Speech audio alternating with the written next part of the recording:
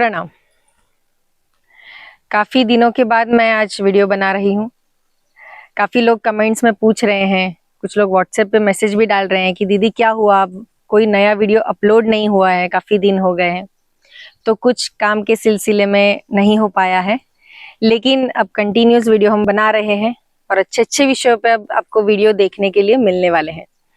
तो आज का वीडियो हम बना रहे हैं पपीता, यानी ये जो पपीते का फल है वो हमें कैसे उपयुक्त है आहार में, या फिर हमारे शरीर के लिए, हमारी मानसिक स्थिति के लिए।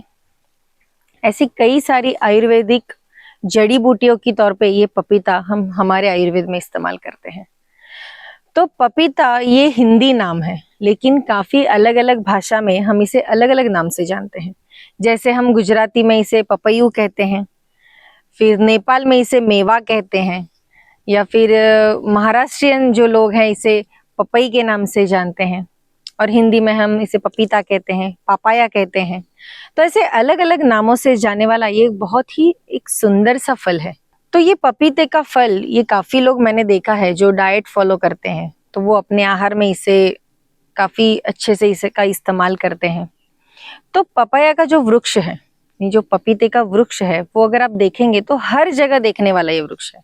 यानी फिर छोटा सा भी घर क्यों ना हो तो उस घर के बाहर आपको ये देखने को मिल सकता है, गार्डन में इसे देखने को मिल सकता है। अगर आप जंगलों में भी जाते हैं तो वहां पे भी आपको ये वृक्ष देखने को मिलता है।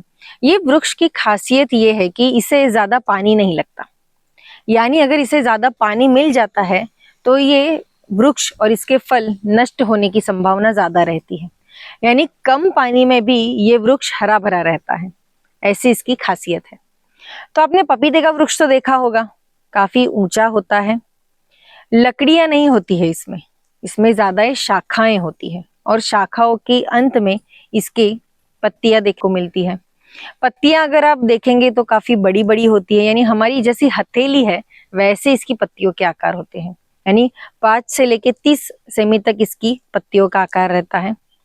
पंचकोणीय होती है इसकी आकृति, इसकी शाखाएं भी काफी लंबी होती है, और शाखाओं के नीचे ही इसके फल और फूल लगते देखने को मिलते हैं।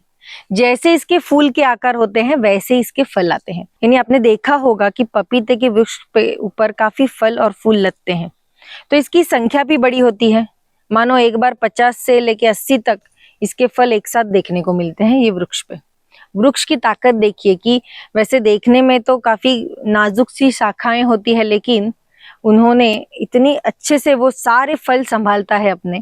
और फल भी देखेंगे तो काफी अलग अलग आकार के होते हैं, कुछ गोल होते हैं, कुछ अंडाकृति होते हैं, या फिर बेलन की तरह लंबे भी हमें कभी कभी पपीता देखने को मिलता है। तो ये जो फल होते हैं वो जब कच्चे होते हैं तो हरे रंग के होते हैं, और हरे रंग के जब ये होते हैं तो इसकी अंदर की परत अगर आप देखेंगे तो वो सफेद रंग की होती है। लेकिन जब ये फल पूरी तरह से पक जाते हैं तो बाहर से थोड़े से पीले और अंदर से पूर्णतः नारंगी रंग के होते हैं। और नारंगी रंग इतना सुंदर दिखता है, और उसमें प्रकृति की सुंदरता देखिए कि नारंगी रंग के साथ इसे काले रंग के बीज दिए हैं। बहुत ही सुंदर सा कॉम्बिनेशन हमारी प्रकृति ने किया है।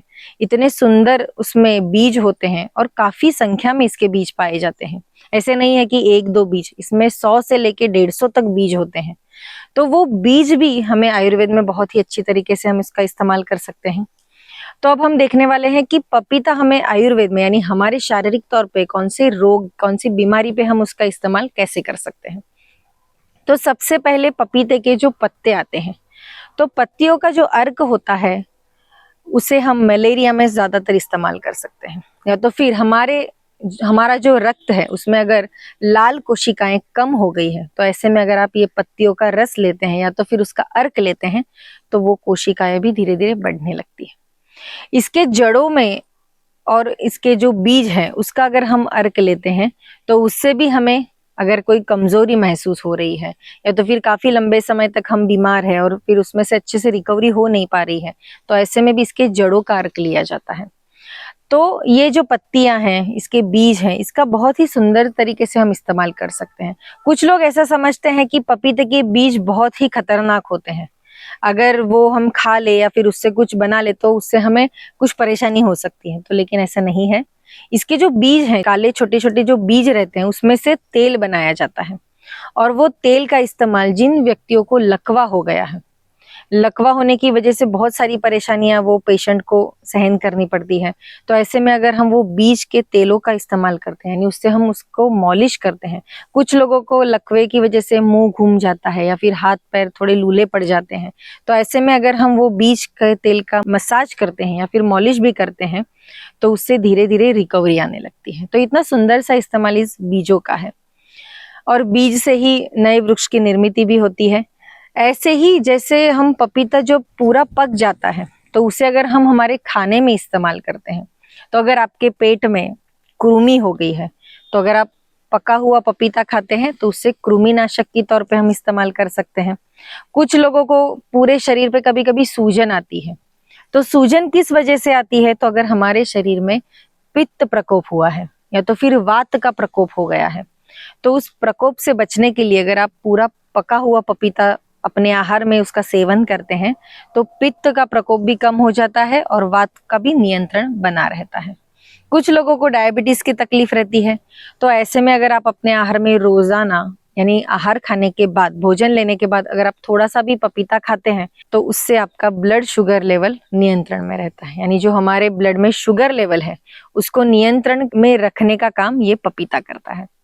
ऐसे ही हमारी त्वचा के लिए भी पपीता बहुत ही उपयुक्त है। आजकल के प्रदूषण की वजह से या फिर खान पीन की वजह से कभी कभी हम ज्यादा कॉस्मेटिक्स यूज कर लेते हैं। आजकल बहुत ही सारे कंपनी अपने अच्छे अच्छे ब्रांड्स लेके आते हैं, पर हर ब्रांड हमें सूट करता है ऐसा नहीं। तो काफी लोगों को उसकी वजह से, यानी कॉस्मेटिक यूज करने की वजह से अपनी त्वचा डल देखने को मिलती है, या फिर फोड़े फुंसियां हो जाती है, या फिर वो सूट नहीं करते हैं। तो ऐसे में अगर आप ये पपीते का इस्तेमाल करते हैं, यानी पपीते के फल का अगर आप फेशियल करते हैं या फिर उसका जो गुदा होता है उसका गर निकाल के अगर आप अपने चेहरे पे लगा के उसका मास्क बनाते हैं, तो उससे भी आपकी त्वचा मुलायम हो जाती है, निखरने लगती है। अगर काले दाग धब्बे भी कहीं पड़ गए हैं, तो उसके ऊपर अगर आप ये इस्तेमाल करते हैं तो भी आपको उससे काफी राहत मिलती है।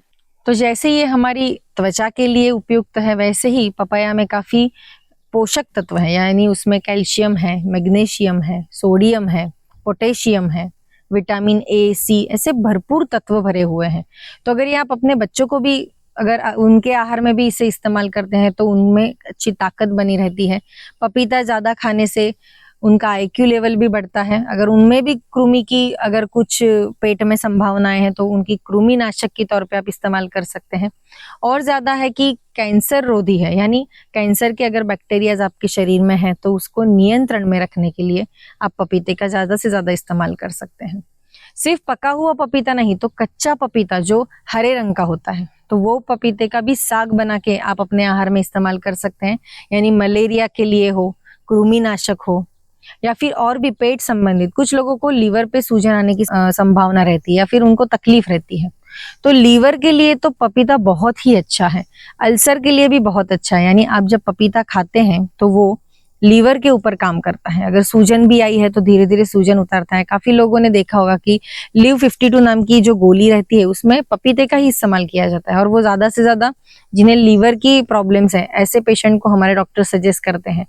तो सिर्फ बीज नहीं, इसके पत्ते नहीं, तो ये जो फल है पूरा, यानी उसका पूरा वृक्ष हमें बहुत ही अच्छे से हम उसका इस्तेमाल कर सकते हैं। पित्त के लिए, वात के लिए, हमारी त्वचा के लिए, सारे चीजों के लिए आप ये पपीते का इस्तेमाल कीजिए। इसके बीज का तेल आप इस्तेमाल कर सकते हैं, इससे मसाज भी किया जाता है।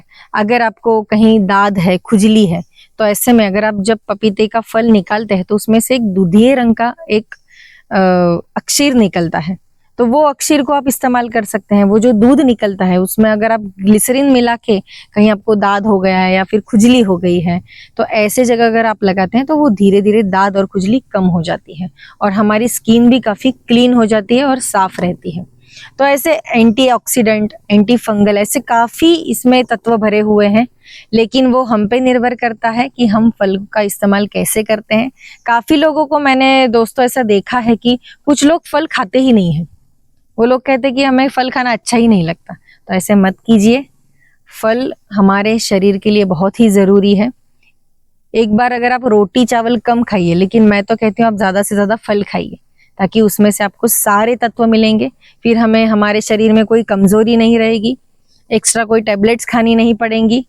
आजकल काफी लोग मिनरल्स के टैबलेट्स खाते हैं या फिर ज्यादा से ज्यादा हार्मोन्स के लिए खाते हैं। मैं तो महिलाओं को कहूंगी कि आप भी ये जब हमारा मासिक धर्म आता है उससे 4-5 दिन पहले ज्यादा से ज्यादा पपीता खाइए, ताकि हमारा मासिक धर्म पूरी तरीके से साफ हो, यूट्रस के कोई प्रॉब्लम्स हमें ना रहे और सारी महिलाओं का जीवन अच्छे से चले।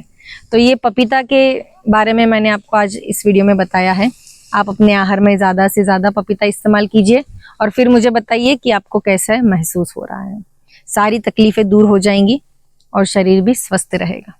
तो मिलते हैं अगले एपिसोड में ऐसे ही एक सुंदर से विषय के साथ। तब तक के लिए धन्यवाद।